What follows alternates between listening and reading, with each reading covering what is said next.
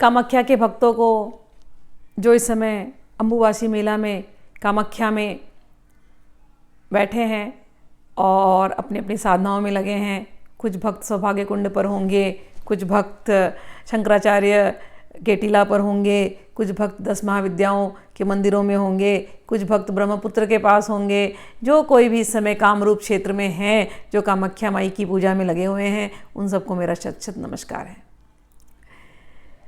शाक्त संप्रदाय के जितने भक्तगण और शाक्त संप्रदाय के जितने गुरुजन इस समय कामाख्या के मेला में उपस्थित हैं, उन सबको मेरा शत शत नमस्कार। बाबा भूतनाथ जी को, मेरे गुरुदेव, और परमहंस निखिलेश्वरानंद जी को, त्रिजटा बाबा जी को, स्वामी दिव्य चेतनानंद जी को, मेरे पिताजी, उनको नमस्कार। माँ कामाख्या को नमस्कार, महादेव जी को नमस्कार, भैरव जी को नमस्कार। मेरी त्रिपुर सुंदरी की जो मैंने वीडियोस बनाई थी ललिता त्रिपुर सुंदरी के, उसको देख करके बहुत लोग प्रभावित हुए और ललिता त्रिपुर सुंदरी के सहस्त्र नाम का जाप करने लगे हैं। उन लोगों को जब कामाख्या के बारे में पता चला, कामाख्या बड़ी गुप्त देवी हैं, इतना इनके बारे में बहुत लोगों को पता नहीं है, लेकिन अब धीरे धीरे टीवी की वजह से भी और लोगों को थोड़ा ज्ञान मिलने लगा है। तो जब उन्होंने कामाख्या के बारे में जाना तो ये प्रश्न आया था कि क्या षोडशी त्रिपुर सुंदरी या ललिता त्रिपुर सुंदरी और कामाख्या एक हैं?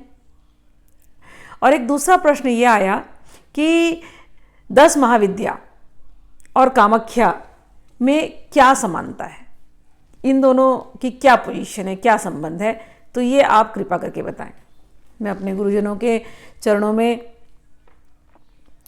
नमस्कार करती हूँ और उन्हीं से प्रार्थना करती कि वही आप लोगों को समझाए सरल शब्दों में।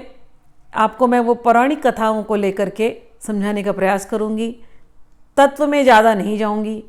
कथाएं आपको लिंक हो जाएंगी तो शायद आपके समझ में बहुत सारी बातें आ जाएंगी। तात्विक दृष्टि से देखा जाए तो चाहे 10 महाविद्या का नाम लीजिए, चाहे ललिता त्रिपुर सुंदरी का नाम लीजिए, चाहे कामाख्या का नाम लीजिए, तात्विक दृष्टि से, तत्व की दृष्टि से फाइनल वो एक ही शक्ति है जिसको हम आद्या शक्ति कहते हैं, पराशक्ति कहते हैं, महाशक्ति कहते हैं। एक ही है, एक ही जोड़ा होता है, परम शिव पराशक्ति।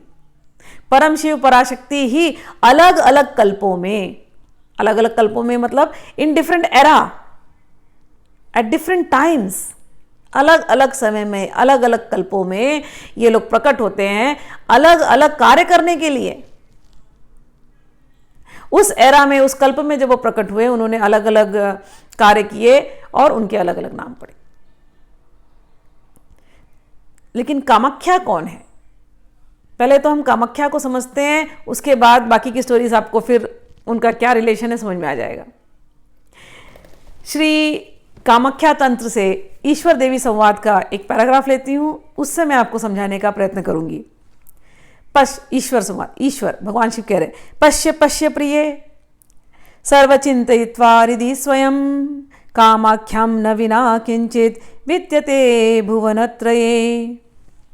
देवी ने पूछा ईश्वर से कामाख्या के बारे में, तो शिव जी कहते हैं, देखो आंख बंद करके ध्यान करके देखो, हे देवी, कामाख्या ही सब कुछ है, कामाख्या से ही सब कुछ प्रकट हुआ है।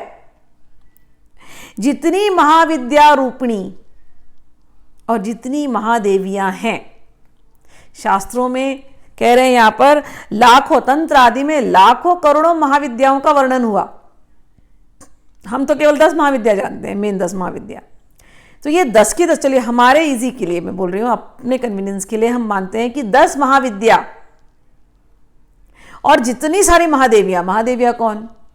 अब जैसे हम दुर्गा की पूजा करते हैं, कहते हैं नव दुर्गा, लक्ष्मी को कहते हैं नव लक्ष्मी, अष्टलक्ष्मी, सरस्वती की ऐसी अष्ट सरस्वती। ऐसे ही हर प्रांत की, हर स्टेट, इंडिया के हर स्टेट में न जाने कितनी देवी है। बम्बई चले जाओ, मुंबा देवी, महाराष्ट्र में कोल्हापुर तुलजा भवानी, हाँ, और लक्ष्मी जी हैं वहाँ पर, और कन्याकुमारी चले जाओ, वहाँ पर मीनाक्षी जी का मंदिर, मीनाक्षी, रेणुका देवी का मंदिर, जगन्नाथपुरी चले जाओ, विमला देवी का मंदिर। हर जगह आप जाओ तो देवी के अलग अलग अलग स्वरूप हैं, है ना। तो ये अलग अलग देवियों की अलग अलग कथाएं पुराणों में आई हैं। तो ये जो अलग अलग देवियाँ आई हैं, शाकंभरी कोई बोलता है, कोई विश्वम्भरी बोलता है, कोई कात्यायनी बोलता है, फिर काली के भी अलग अलग वेरिएशंस हैं, तारा के भी अलग अलग वेरिएशंस हैं, फिर डाकिनी, शाकिनी, 64 योगिनी, अलग अलग वेरिएशंस हैं, नाम इतने दिए गए। ये सारी की सारी देवियाँ ही हैं, कैटेगरी वही है। तो इतने सारे जो नाम वर्णित किए गए, 10 महाविद्या प्लस इतनी सारी महादेवियाँ, शिव जी कहते हैं इनका ओरिजिन कहाँ है? कहते हैं कामाख्या से है, कामाख्या से। और उसके पहले कहते हैं, लेकिन एक स्टेटमेंट उसके पहले कहते हैं शिव जी, लक्ष कोटि महाविद्या तंत्रादो परिकीर्तिता सारात सारतमा देवी। कहते हैं करोड़ों लाखों करोड़ों महाविद्याएं वर्णित है, लेकिन इन सब का सार अगर कोई ले ले, एसेंस ले ले, तो सार सारतमा देवी, उसका सार एक ही निकालेंगे। इनमें सर्वेशाम षोडशी मता, सभी कुछ षोडशी ही, सबसे श्रेष्ठ षोडशी को माना गया। षोडशी यानी ललिता त्रिपुर सुंदरी। इनका एक स्वतंत्र तंत्र है, श्री विद्या तंत्र, कहे इनको स्वतंत्र माना गया, और सबके सारों का सार ललिता त्रिपुर सुंदरी। लेकिन कहते हैं, आगे की लाइन कहते हैं, बड़ी मजे के, अच्छी लगती है सुनने को, तस्यास्य कारणम देवी कामाख्या जगदाम्बिका। लेकिन हे देवी, ये जो ललिता त्रिपुर सुंदरी है, ये जो षोडशी है, उनका भी कारण कौन? उनका भी कारण कोई है, तो वह है कामाख्या। चंद्र कांति यथा देवी जायते लीयते पुनः स्थावराणि चराणि नित्या नित्यानि यानि च सत्यम पुनः सत्यम विना ना ताम नैव जायते। कहते हैं कि जैसे चंद्रमा की कांति प्रकट होती है फिर लुप्त हो जाती है, फिर प्रकट होती है फिर लुप्त हो जाती है, ऐसे ही ये स्थावर जंगम, ये जो जीव हैं, ये आते हैं जाते हैं, आते हैं जाते हैं। कौन करता है ये सब कुछ? ये खेल ऑफ क्रिएशन एंड डिस्ट्रक्शन। कहते हैं ये सब कुछ कामाख्या के बिना कुछ भी उत्पन्न नहीं होता, कामाख्या की इच्छा है तो ये उत्पन्न होता है। शिव जी को जब सृष्टि बनानी हो तो कैसे वो इच्छा पूरी होती है? वो केवल कामाख्या को देखते हैं, शिव जी की कामना, फिर कामाख्या की शक्तियां लग जाती हैं, इच्छा शक्ति, ज्ञान शक्ति, क्रिया शक्ति, और फिर सृष्टि का उत्पन्न होने लगता है। तो कामाख्या का एक वर्ड जो जिसको कहते हैं काम यानी कामनाएं, आख्या मतलब आंखें। तो जिनकी आंखें इतनी सुंदर है कि उनको देखते ही हमारी सारी इच्छा पूरी हो जाए, जो शिवजी की भी इच्छाओं को पूरी कर देती हैं, ऐसी जो माँ है, इतनी सुंदर नेत्रों वाली माँ, जिनके नेत्रों को देखते ही सारी इच्छाएं पूरी हो जाए, उन्हें कहते हैं कामाख्या। उनका दूसरा नाम है कामाक्षा, उनको और एक नाम से कहते हैं कामाक्षी, आक्षी यानी नेत्र, मीनाक्षी, कामाक्षी। तो भक्तों की इच्छाओं को जो पूरी कर दे उनको कहते हैं कामाख्या। और यही कामाख्या कह रहे हैं शिव जी, इन्हीं कामाख्या से ही सारी महाविद्या प्रकट हुई। अब ये कहानी और डीपली समझना पड़ेगा। आप जब कामाख्या क्षेत्र में जाते हैं तो सारे मंदिर का जो स्ट्रक्चर आप देखिए, खिड़की नहीं मिलेंगी आपको, एक गर्भगृह कहते हैं, गर्भगृह। मंदिरों को क्या कहते हैं? गर्भगृह। गर्भ यानी वुम्ब, हाउस ऑफ वुम्ब। उन मंदिरों के अंदर आप जाओ तो वो गर्भ की तरह बनाया है, कोई उसमें दरवाजा नहीं, कोई एक दरवाजा होता है, उसमें से आप अंदर जाते हैं, फिर अंधेरा अंधेरा बस, और उसके अंदर देवी के दर्शन होते हैं। शिला एक है पानी का, और पानी होता है, और पानी के अंदर एक शिला है, उसके दर्शन होते हैं। गर्भ के जैसे सारे मंदिरों को बनाया गया, जैसा गर्भ की स्थिति होती है। गर्भ में क्या होता है? पानी होता है, पानी के अंदर आप होते हैं यही है ना गर्भ की हालत। तो जैसे गर्भ की स्थिति होती है, ऐसे ही इन गर्भगृहों को कामाख्या क्षेत्र में बनाया गया। खिड़कियां नहीं दी गई हैं, womb, it resembles a womb, गर्भ के जैसा दिखता है। इन्हीं से कह रहे हैं सब कुछ आया है। ये जो कामाख्या के तत्व को अभी थोड़ा सा समझाती हूँ, फिर कहानी में चलती हूँ। ये जो पूरा ब्रह्मांड है जो दिख रहा है आपको, ये एक यूनिवर्सल गर्भ है, माँ का गर्भ है। धरती में जहां भी आपकी नजर जाए माँ का गर्भ है। आप धरती को देखिए, जहां खाली जमीन मिल जाए, वहां थोड़ा पानी गिरा, वर्षा हुई, तो वहां से आपको घास उग जाएंगी। कभी आप देखते हैं दीवार से छोटा सा एक पीपल का पेड़ उग जाता है। कैसे उगता है? कहीं से भी कोई चीज निकल रही है, मतलब प्रकट हो रही है, मतलब क्रिएशन हो रहा है कि नहीं? ये जो क्रिएशन का जो प्रोसेस है, ये गर्भ से ही तो आता है ना। हम सब माता के गर्भ से ही तो निकले ना। तो अगर कोई घास निकल रहा है जमीन से, तो वो माता के गर्भ से निकल रहा है ना। धरती माता के गर्भ से निकल रहा है। धरती माता का ये जो धरती है, ये कहाँ है? ये ब्रह्मांड में है। ये ब्रह्मांड क्या है? ये माँ का गर्भ है। तो कामाख्या जिसको हम कहते हैं कि कामाख्या से ही सब कुछ की उत्पत्ति हुई, वो एक यूनिवर्सल वुम्ब, ये गर्भ है। तो जहां नेत्र आपके जाएंगे, जहां भी संसार में वृक्ष हैं, वृक्ष मल्टीप्लाई कर रहे हैं, एक वृक्ष से दूसरा वृक्ष, दूसरे से तीसरा, जानवरों को देखते हैं, एक जानवर से दूसरे जानवर, उनके परिवार पैदा होते हैं, सब कुछ मल्टीप्लाई हो रहा है ना। पैदा हो रहा है, मर रहा है, पैदा हो रहा है, मर रहा है। ये पूरा ये जो खेल कहां से शुरू होता है? शिव जी जाते हैं कामाख्या की बस नेत्रों में देखते हैं, और कामाख्या की इच्छा है, कामाख्या के गर्भ से ही ये सब कुछ प्रकट होता है, सब कुछ जाता है। ये इसका अर्थ था। तो उसी प्रकार से कामाख्या से ही सबका सृजन है, कामाख्या में ही सब कुछ लिप्त होना है। वो जो आद्या शक्ति है उसका नाम है कामाख्या। ये तत्व और भी बहुत डीप है, लेकिन अभी के लिए इतना समझते हैं। अब आगे कहानी में चलते हैं। एक बार, आप लोगों को कहानी पता है, ज़्यादा डिटेल में नहीं जाऊंगी। एक बार उमा पार्वती, उनके पिता हैं दक्ष। दक्ष ने यज्ञ रखा, और उस यज्ञ में पार्वती जी को नहीं इनवाइट किया, शिव जी को नहीं इनवाइट किया। पार्वती जी ने, जब वो कुंवारी थी, तो उन्होंने खूब शिव साधना की और साक्षात शिव को पति रूप में पाया। दक्ष को ये बात पसंद नहीं थी। आप सबको पता है दक्ष को ये बात पसंद नहीं थी, क्योंकि उन्हें लगता था शिव क्या है ये, ना एक महल भी नहीं जिसके पास, स्मशानों में रहते हैं, औघड़ जैसे रहते हैं। मेरी बेटी राजकुमारी ये इस औघड़ के साथ जाकर के शादी करेगी। बारात में भी सारे भूत प्रेत आए थे। कहाँ मेरी बेटी ने किसको चुन लिया। फिर भी जिद पे थी, शादी हो गई। लेकिन उसके बाद जब यज्ञ करा रहे थे तो उन्हें लगा, अरे मैं फिर से शिव को बुलाऊंगा, फिर से वो उनके भूत प्रेत आ जाएंगे, नहीं चाहिए। शिव को वो कुछ मानते ही नहीं थे, तो उन्होंने इनवाइट नहीं किया। अब नारद मुनि, भगवान का मन है, भगवान को जब कुछ खेल खेलना होता है ना, तो अपने मन नारद को भेज देते, जाओ। नारद जी आए, पार्वती को देखा, बैठे कैलाश में। पार्वती आई, कुछ जलपान दिया उनको, सेवा की, उनकी पद सम्मान किया, और फिर आचमनी वगैरह दे करके फिर दोनों बात करने लगे। फिर नारद ने कहा, अरे तुम्हारे पिता इतना बड़ा यज्ञ कर रहे, तुम जा रही हो ना?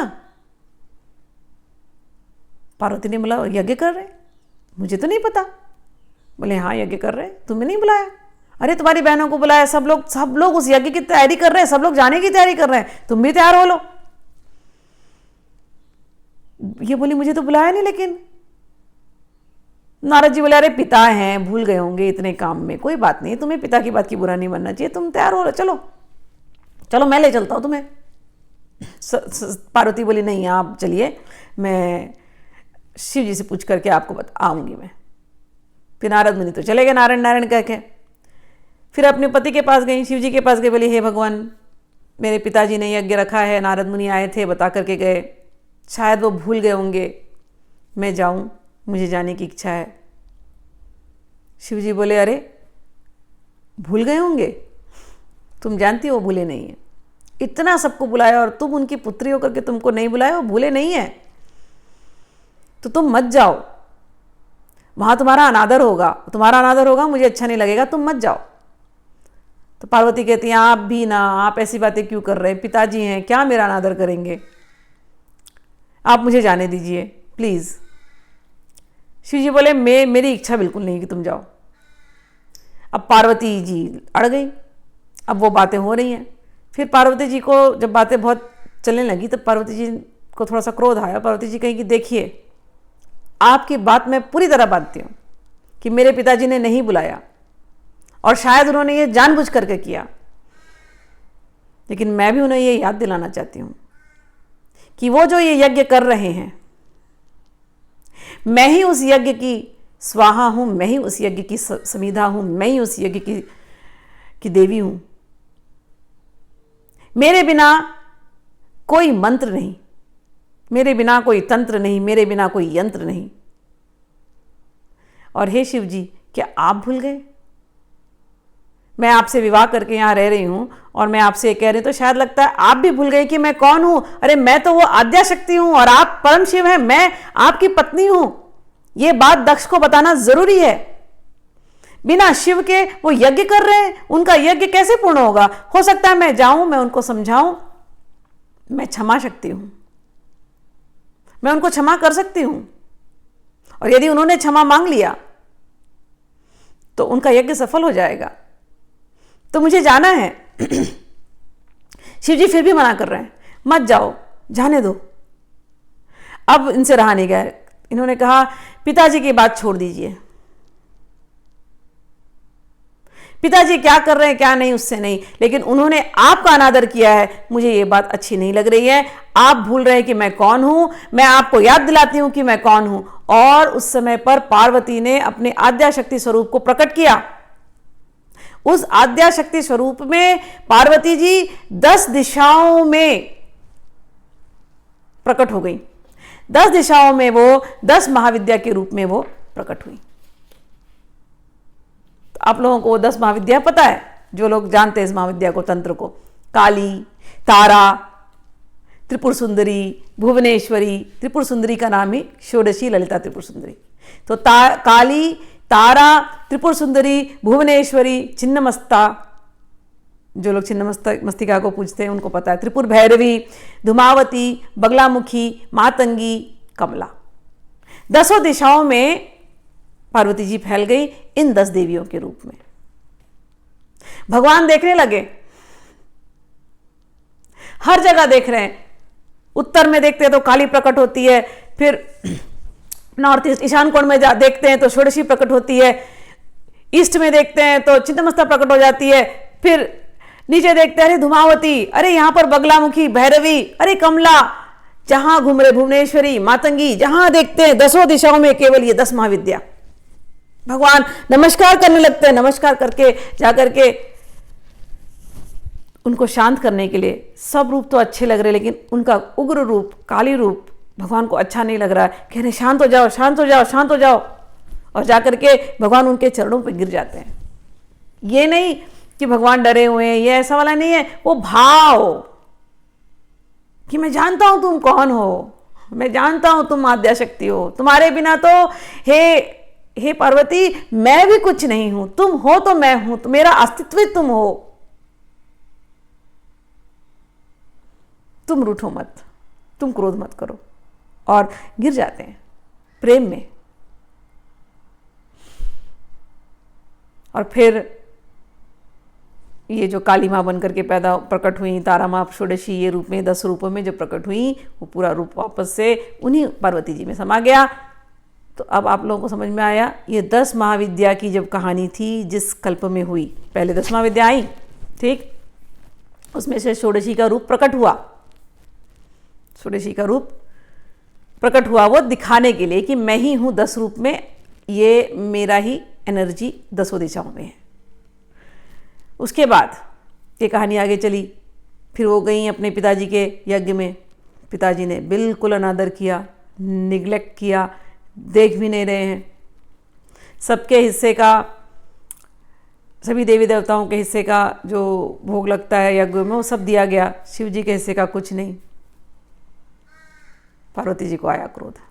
पहले तो पिताजी को समझाया कि आप जिसका अनादर कर रहे हैं उसके बिना ये यज्ञ होने वाला नहीं। फिर भी पिताजी ने माना नहीं। बहुत देर तक चलता रहा संवाद, नहीं माना। फिर जब वो अग्नि यज्ञ, जब अग्नि लगी, तब सती पार्वती जी अपने विशाल स्वरूप में कहीं, मैं ही आद्या शक्ति हूँ, मैं ही ये यज्ञ हूँ। तुमने मेरे पति का निरादर किया, उनको नहीं बुलाया, बिना शिव के तुम्हारा ये यज्ञ होगा नहीं। मैं इस यज्ञ को ध्वंस करती हूँ। और वो पार्वती जी उस यज्ञ में कूद गई। कूद करके अब यही पार्वती सती बनी। भगवान शिव कैलाश में बैठे, भगवान शिव कैलाश में बैठे, उनको समझ में आया, अरे ये हो गया, हाहाकार हो गया, आवाज़ आने लगी, सब देवतागण आ गए वहाँ पर, अरे वहाँ पार्वती जी आग में चली गई हैं, आप कुछ कीजिए। शिव जी वहाँ प्रकट हुए और शिव जी ने उस बॉडी को उठा करके वो कैलाश की तरफ जा ही रहे थे कि सती की जो बॉडी पार्ट्स थी, जितने अंग थे, ऐसे 52 जगहों में गिरे। उन 52 जगहों का नाम शक्तिपीठ पड़ा। उनमें से जहाँ पर ये गर्भ गिरा, गर्भ जहाँ गिरा वहाँ पर कामाख्या, कामरूप, आज जो कामाख्या टेम्पल है ये माता का गर्भ है, गर्भगृह जिसको मैं कह रही थी। तो माता का गर्भ, माता का वुम्ब यहाँ पर गिरा, तो वो कामाख्या है। अब ये कहानी यहाँ हुई, पहले तो माता ने अपने स्वरूप को दिखाया था कि मैं 10 दिशाओं में मैं ही हूँ, अब मुझे जाने दीजिए। अपने पावर को दिखाया था कि मैं कौन हूँ, वो दिखाने के बाद कहानी में वो यज्ञ को ध्वंस करती हैं, फिर उनकी बॉडी पार्ट्स 52 जगहों में गिरती है। ये सारी लीलाएं हम जैसे भक्तों के लिए है कि हमको आशीर्वाद मिले, हम किसी भी प्रांत में हों वहाँ की देवी को नमस्कार करें। माँ हमारे से दूर है ही नहीं, उनकी सारे अंग हमारे आसपास ही हैं, ठीक है। तो वुम्ब जहाँ गिरी, कामाख्या, ये आप लोगों को समझ में आ गई। अब ये कथा हो गई, सती बन गई, पार्वती जी सती हो गई, पूरी बॉडी पार्ट्स हट गई। अब भगवान का जैसे इंटरेस्ट खत्म हो गया, शक्ति खत्म हो गई, उनकी खत्म हो गई, मतलब उस समय पर शक्ति डाउन हो गई और भगवान को कुछ अच्छा नहीं लग रहा था। भगवान अपने ध्यान में लग गए, भगवान ध्यान में लग गए, घोर तपस्या में लग गए, जैसे जीवन उनका नीरस हो गया। ये एक कामाख्या की बात है कि बिना कामाख्या या बिना ललिता त्रिपुर सुंदरी के सब कुछ नीरस है, आनंद ही नहीं है। अगर शक्ति नहीं है तो आनंद नहीं है, लादनी शक्ति है ये। बिना शक्ति के हमारे कोई भगवान चलते नहीं। शक्ति नहीं है, फेमिनिन क्वालिटी नहीं है, फेमिनिन पार्ट नहीं है, तो वो आनंद खत्म हो जाता है जीवन से, खुशियाँ खत्म हो जाती हैं, प्रसन्नता खत्म हो जाती है, ठीक। तो भगवान शिव नीरस हो गए एकदम, अब कोई रस नहीं। भगवान शिव श्मशान में बैठ गए और ध्यान में लग गए। ऐसे ध्यान में लगे कि अब सृष्टि में भी प्रलय आ गया, सृष्टि भी समाप्त, देवी भी नहीं है। भगवान लगे ध्यान में अपने, और सब जगह केवल स्मशान ही स्मशान है, एकदम शांत। देवता लोग थे, देवता बोले अरे ये ऐसा ही चलता रहेगा तो हम सब भी एक दिन समाप्त हो जाएंगे, ये क्या हो गया। भगवान शिव को पुनः होश में लाना पड़ेगा, भगवान शिव ऐसे नहीं रह सकते, पुनः देवी को प्रकट करना होगा, पुनः इस सृष्टि का निर्माण शुरू करना पड़ेगा, कुछ करना पड़ेगा। तो उन्होंने कहा चलो कामदेव को भेजा जाए। कामदेव को भेजा कि जा तू जा करके थोड़ा सा मौसम सब ठीक कर, सब जगह इस समय स्मशान ही स्मशान बनता जा रहा है, अच्छी बात नहीं है, डिप्रेशन हो गया सब जगह, तो अंधकार हो गया सब जगह, तुम जाओ कुछ करो। अब कामदेव वहाँ गए, अब भगवान शिव लगे थे अपने ध्यान में, कामदेव वहाँ खड़े हुए और शुरू हो गए अपना तीर बाण चलाने की कोशिश करने। उनके आने से शिव जी को डिस्टर्बेंस हुआ। फिर शिव जी को जब डिस्टर्बेंस हुआ तो शिव जी ने नेत्र खोले। जैसे ही नेत्र खोले, तपस्या की पूरी अग्नि तीसरे आंख से आई और कामदेव वहाँ भस्म, और भगवान फिर से ध्यान में लग गए। ऐसे भगवान है, कामदेव को भस्म कर दिया, ये भी कहानी आप लोगों को पता है। फिर शिव जी के जो गण थे उनमें से चित्रकेतु आए, उन्होंने कामदेव के सारे जो एशेज वहाँ थे, जो भस्म हो गए थे, उसको इकट्ठा किया और उसमें से एक बच्चा बनाया और सबने षट्रुद्रीय का पाठ किया, तो वो बच्चे में प्राण आ गया। प्राण आने के बाद वही बच्चा जो है वो भंडासुर बना। भंडासुर बनने के बाद उसने सारे देवताओं को परेशान करना शुरू किया। सारा जो कुछ भी था, धरती हिलने लगी, सब लोग परेशान होने लगे। तब सबको समझ में नहीं आया अब क्या किया जाए, तो सब देवताओं ने यज्ञ किया फिर से, और उसके अंदर से एक देवी प्रकट हुई। सब देवताओं ने अपनी शक्ति, अपने आयुध उन देवी को दिया। उन देवी का नाम था ललिता त्रिपुर सुंदरी। तो इस कल्प में ललिता त्रिपुर सुंदरी प्रकट हुई। फिर सबने देवताओं ने कहा कि ये अकेली नहीं चल सकती, क्योंकि ये तो इतनी पावरफुल देवी हैं, तो इनको शक्ति है, ये सारे देवताओं की शक्ति लेकर के प्रकट हुई, लेकिन शक्ति को कंट्रोल करने के लिए शक्तिमान की आवश्यकता है। और शिव जी तो ध्यान में लगे हुए हैं, तो सब ने देवी से प्रार्थना की कि हे देवी, आप शिव जी को जरा जगाइए, शिव जी को जरा आप ठीक कीजिए। तो देवी ने अपने अंदर की जो माला है निकाली और उनके गले में फेंकी, उनके गले में फेंकी। शिव जी का ध्यान खुला। अब शिव जी ने ललिता त्रिपुर सुंदरी को देखा, षोडशी, जो सब त्रिपुर में सबसे सुंदर, उनको देखा और उन्होंने देखा कि इन्होंने मेरा वर्ण किया है, पहचान गए, खुश हो गए। उसी समय पर कामदेव की पत्नी रति आई। रति ने कहा मेरे पति को भी माता जी प्लीज़ जिंदा कर दो। ललिता त्रिपुर सुंदरी ने कामदेव को भी जिंदा कर दिया। फिर कामदेव जिंदा हो गए, कामदेव रति जिंदा हुए। फिर जाकर के वापस से जैसे पूरे प्रकृति में फिर से बाहर आ गई, फिर बाहर आ गई, फिर से आनंद का माहौल बन गया। तो अब आपको समझ में आया, कामाख्या से ही जाकर के ललिता त्रिपुर सुंदरी प्रकट हुई। वो स्टोरी कैसे गई? सती की स्टोरी। सती में बूंब बनी और सब जगह निराशा छा गया। निराशा छाने के बाद भंडासुर प्रकट हुए। भंडासुर के बाद फिर से सब जगह तकलीफ होने लगी सबको। फिर शांति लाने के लिए, पुनः शांति की स्थापना के लिए, पुनः आनंद की स्थापना के लिए, पुनः सब कुछ इंटरेस्टिंग होने के लिए देवताओं ने ललिता त्रिपुर सुंदरी को प्रकट किया। और ललिता त्रिपुर सुंदरी आने के बाद शिव जी प्रसन्न हो गए। दोनों का विवाह हुआ। कामेश्वर कामेश्वरी रूप में इनको पूजा जाता है। ये प्रसन्न रहते हैं। तब से सृष्टि में खुशहाली चलने लगी। कामदेव रति अभी तक जिंदा है, अभी तक सृष्टि को चलाए जा रहे हैं। तो ये इनका कनेक्शन है। 10 महाविद्या भी वही आद्या शक्ति हैं। उमा पार्वती बन के प्रकट हुई, सती बन कर के जल गई, पूरे बॉडी पार्ट्स 52 शक्तिपीठ बने। फिर अगले एरा में कुछ एक लंबे काल तक भगवान शिव अकेले रहे। फिर अगले एरा में जाकर के, अगले कल्प में जाकर के ललिता त्रिपुर सुंदरी फिर से प्रकट हुई। यही कहानी है इनकी सारांश में। जय माँ कामाख्या। तत्व के लिए कभी हम फिर कभी उसको समझाएंगे तत्व को। जय श्री कृष्ण।